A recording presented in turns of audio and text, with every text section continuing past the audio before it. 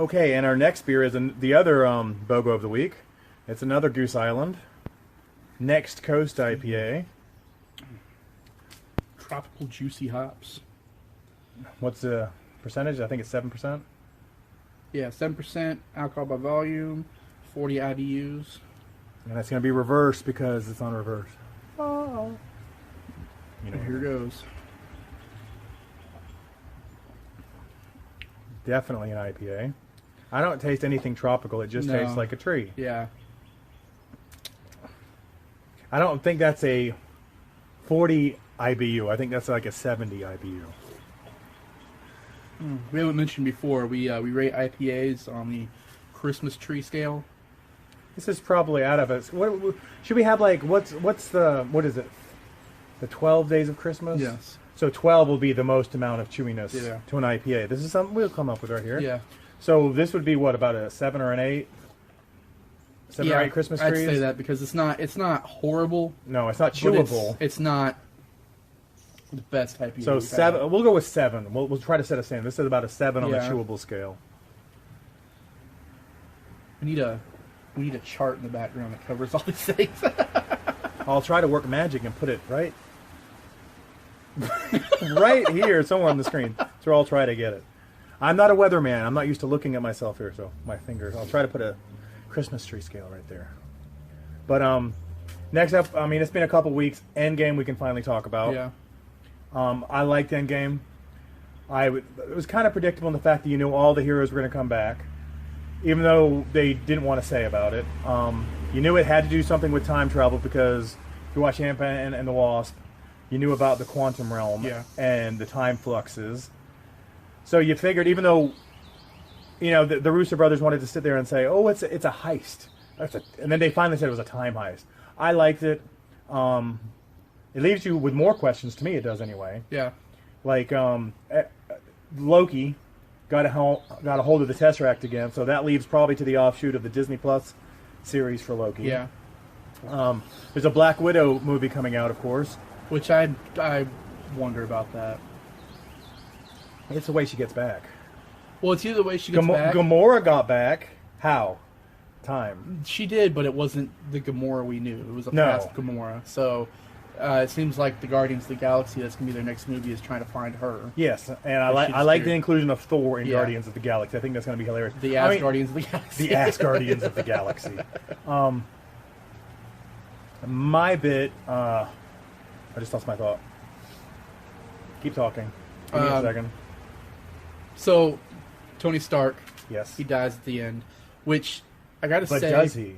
Well, that's what I was to say. There's some people that are speculating that it wasn't actually Tony Stark that died. It was a secret invasion. A Skrull that Yes. So, the other thing too was I felt kind of bad as a person because I really didn't feel as bad for him when he died as I did for Ant-Man when he came back. Nobody and his cared. daughter was older. Yeah. That really got missed to me. time. It was 5 years. Gone. Because, I mean, he spent a lot of time with his daughter. That's all he was about. And then it was like... Because when Spider-Man came back, you saw that obviously his fans, a lot of his friends had gone through the snap too because they were the same age. Yeah. They hadn't aged. That's the funny thing in the time, the 5-year realm, it's going to have the ripple effects through. Yeah. It's going to be interesting. I have a thing. Okay, Thanos. So, Nebula, obviously, 2014 Nebula, she can simply hand Thanos in 2014 the Pym particles, and he knows how to do everything. I mean, it took, what, Hulk, Stark, I mean, if Reed Richards existed, it would be, I mean, it takes the smartest people, but Thanos can just, did he have something just to pop the Pym particles in and know exactly what it was about? Well, okay, but she was linked to her future self in the movie. Yes. So I'm wondering if that knowledge transferred. Well, that's a good question. I mean, was she in the room with him when they were talking about it, though? Yeah. I mean, it leaves a lot of questions, like people were talking about when Captain went back, he would obviously have to encounter the Red Skull. Yeah. Because he was the guardian of the Soul Stone. Yeah. So people were like, there had to be a moment where he was like, oh, no, I'm taking your soul. I mean, you're wondering about it because the Russo brothers did talk about he did see him. I was like, yeah, but you didn't really explain how he got through that. Well, my thought on that was, I mean, the Red Skull had been there for years. Since World War II. Yeah, he'd been guarding it, and obviously his whole desire for conquest and ruling and all that was gone because he was the guardian of the Soul Stone, and that was what he did. You know, that was his punishment. So I feel like, you know, he would have shown up and be like, you know, and be like, "What's whatever." Man. It's cool, dude. Yeah, I'm the Red Skull. You know what's the sad thing to me about the whole? Because when Captain America: The First Avenger came out, they used, and anyone watching this knows his name because he was V for Vendetta.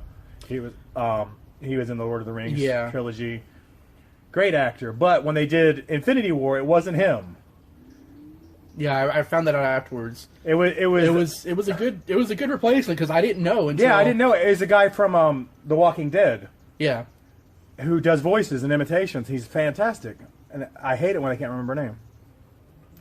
But it's just like it hits you. It's like, damn, that's a good impersonation right there. When you think Hugo Weaving is the actor. Yeah. But I wish I could remember his replacement in there. But I think they did a good job of that. There was a couple of little things. I mean, I'm looking forward to the Falcon and Winter Soldier. I mean, I'm gonna have to get Disney Plus. Yeah. Because there's a lot of things to look forward to. Go ahead. Go ahead. I was say my question was, okay, so Captain goes back to replace all these stones so the timeline's not disrupted. Yes. He ends up back with Peggy Carter. Yes. He spends his life with her.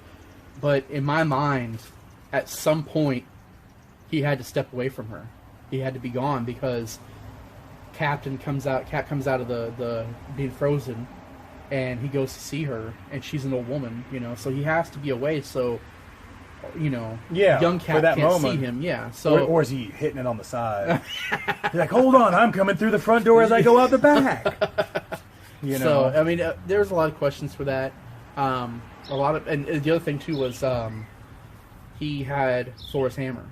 Yes. So... Which was awesome. That was like one of the moments. Yeah.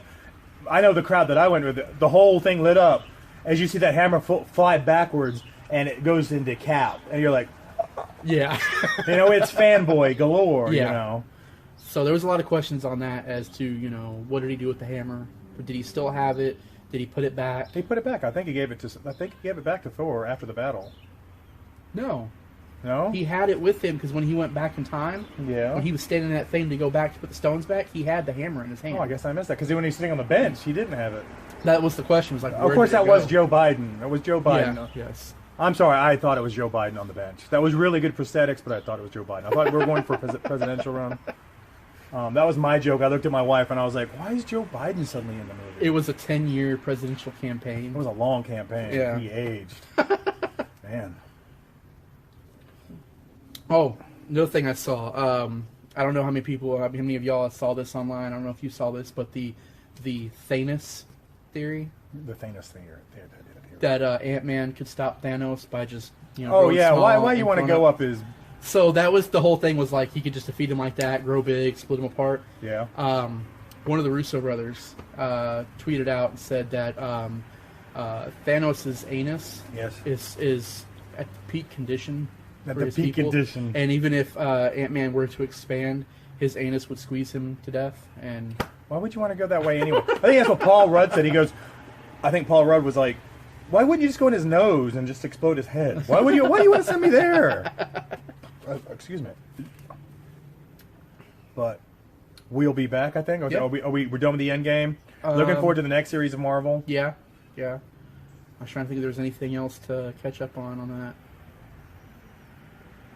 Besides, obviously, Spider-Man's still coming out. We're waiting on that. Spider-Man's coming out with Nick Fury, who's going to be in there. Yes. So that's going to be kind of cool. We had talked about this before. Yes. I think it was me and you, the portrayal of Thor. Yes. I mean, as a real person, you know, who's going through those emotions and he becomes, you know... The Big Lebowski. Yeah. Sad. I had to explain that to my wife. My wife was like, who? The dude with the hammer. I mean, he's a sad guy with the hammer, you know, so... I mean, that was awesome. So, but... And we'll be back with some more. Yeah.